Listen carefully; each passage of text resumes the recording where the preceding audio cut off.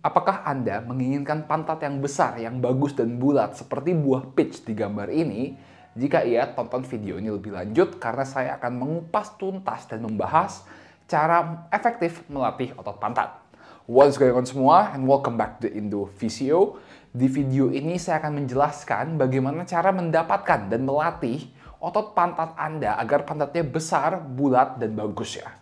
Pertama-tama, sebelum saya mencontohkan cara-cara melatihnya, mari kita bahas teorinya dulu. Secara umum, ada 3 otot utama dari pantat Anda. Otot pertama, otot yang paling besar di pantat Anda adalah otot gluteus maximus. Otot gluteus maximus ini fungsinya adalah untuk memajukan pinggul atau pantat dari belakang ke arah depan. Fungsi kedua otot gluteus maximus adalah melakukan gerakan hip external rotation, yaitu memutar pinggul ke arah luar. Otot kedua adalah otot gluteus medius. Otot gluteus medius ini letaknya di dalam atau di belakang otot gluteus maximus. Yang ketiga, otot gluteus minimus. Gluteus minimus itu letaknya juga sama di belakang gluteus maximus dan di belakang gluteus medius ya. Jadi maximus paling gede, medius itu yang kedua paling gede, dan minimus yang paling kecil. Gluteus medius dan minimus ini fungsinya adalah melakukan gerakan hip abduction, yaitu menggerakkan pinggul ke arah luar menjauhi badan. Untuk mendapatkan otot pantat yang besar, yang bagus dan bulat, kita harus memfokuskan latihan pada otot gluteus maximus, karena ini merupakan otot pantat yang paling besar ya. Untuk melatih otot gluteus maximus, kita harus melakukan gerakan hip extension dan sedikit hip external rotation. Ada 2 tipe dari gerakan hip extension ini yang harus kita latih. Tipe pertama adalah hip extension di posisi tiduran. Jadi di posisi tiduran kita ingin menggerakkan pantatnya atau pinggulnya ke arah atas. Contoh-contoh gerakannya misalnya seperti glute bridge, single leg bridge, dan hip thrust. Mari saya contohkan. Pertama, gerakan glute bridge. Jadi Anda ingin ke posisi tiduran dengan lutut yang menekuk seperti ini. Kemudian Anda ingin ngencengin pantat, ngencengin perut, dan kemudian naikin pantatnya ke atas ya. Jadi kita ingin menekan kaki ke bawah dan naikin pantatnya ke atas. Ingat, kuncinya adalah Anda harus kencengin pantat dan merasakan kontraksi atau aktivasi otot pantat di sepanjang gerakannya.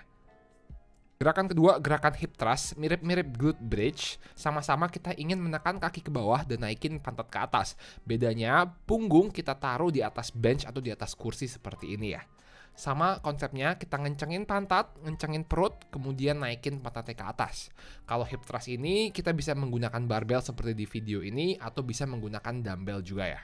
Contoh gerakan ketiga adalah gerakan single leg bridge. Jadi kalau single leg bridge ini kita ingin melakukan glute bridge tapi dengan satu kaki.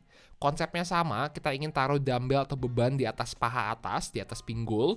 Kemudian kencengin pantat, tekan kaki ke bawah dan naikkan pantat ke atas. Ingat, harus merasakan kontraksi otot pantat di sepanjang gerakan. Jadi pantatnya harus selalu dikencangin ya.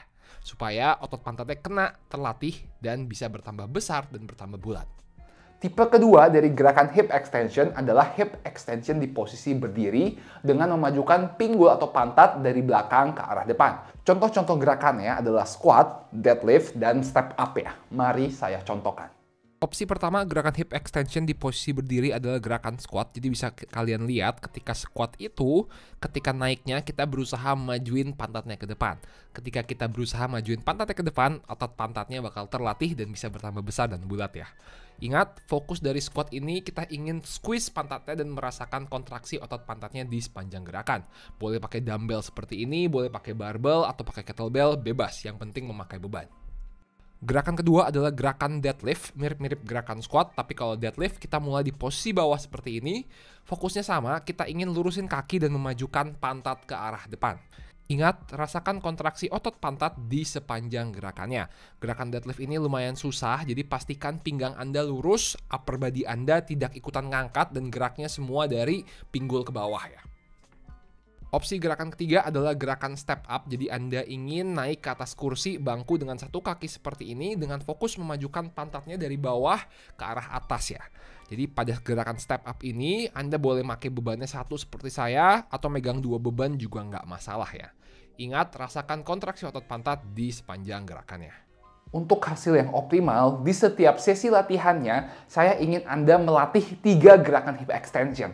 Jadi biasanya Anda bisa pilih 1 di posisi tiduran, hip extensionnya, dan 2 yang di posisi berdiri. Misal, saya pilih hip thrust di posisi tiduran, dan kemudian saya pilih squat dan step up di posisi berdiri. Jadi di setiap sesi latihannya kita pilih 3 gerakan hip extension. Dilatihnya berapa kali seminggu? Sekitar 2-3 kali seminggu. Dan ketika melakukan gerakan ini, pastikan Anda menggunakan beban yang menantang, yang cukup berat. Karena kalau keentengan, ini kurang optimal untuk pertumbuhan otot ya. Secara umum, kita ingin menggunakan beban di mana Anda bisa mengangkat kurang lebih 8-12 repetisi maksimum. Maksudnya, kalau Anda bisa mengangkat lebih dari 12 repetisi, berarti bebannya kegampangan, naikin bebannya. Ingat, untuk pertumbuhan otot, membuat pantat menjadi lebih besar dan lebih bulat, bebannya harus berat dan menantang.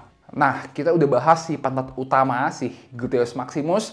Sekarang, apakah kedua pantat lainnya nggak perlu dilatih? Apakah gluteus medius dan minimus nggak perlu dilatih? Perlu juga dilatih tentunya, tapi cara melatihnya dan latihan-latihannya pun berbeda. Seperti yang saya bilang, gluteus medius dan minimus ini fungsinya melakukan hip abduksi atau menggerakkan pinggul ke arah luar atau menjauhi badan. Berikut saya akan mencontohkan gerakan-gerakannya.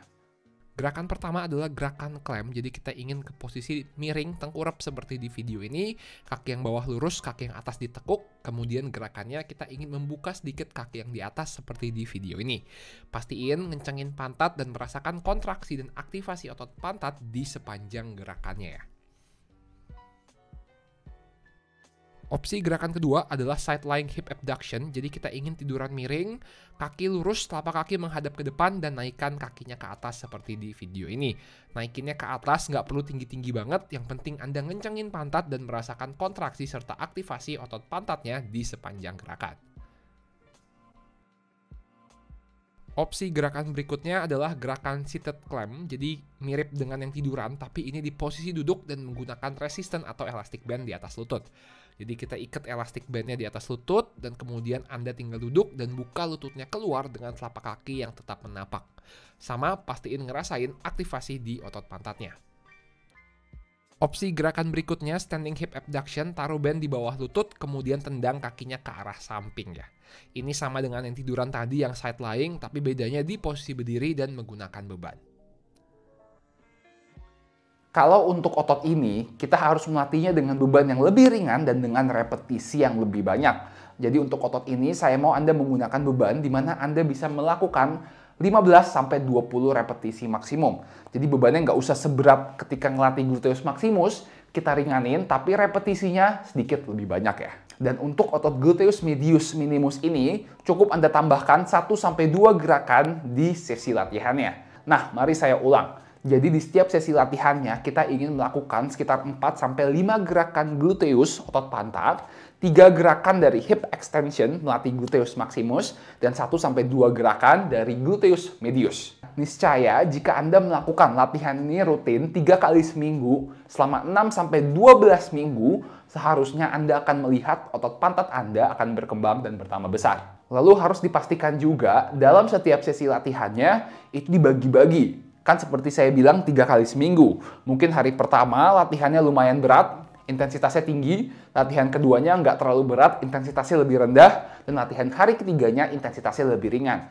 Jadi divariasi intensitas latihannya. Kalau Anda latih berat terus setiap harinya nggak divariasi, tentu saja recovery dan pertumbuhan ototnya tidak akan optimal. Terakhir, yang nggak kalah penting dari latihan, untuk pertumbuhan otot pantat yang bulat, yang besar, dan optimal, pastikan penuhi kebutuhan nutrisi dan recovery Anda. Makan banyak protein yang cukup dan juga tidur serta istirahat yang cukup.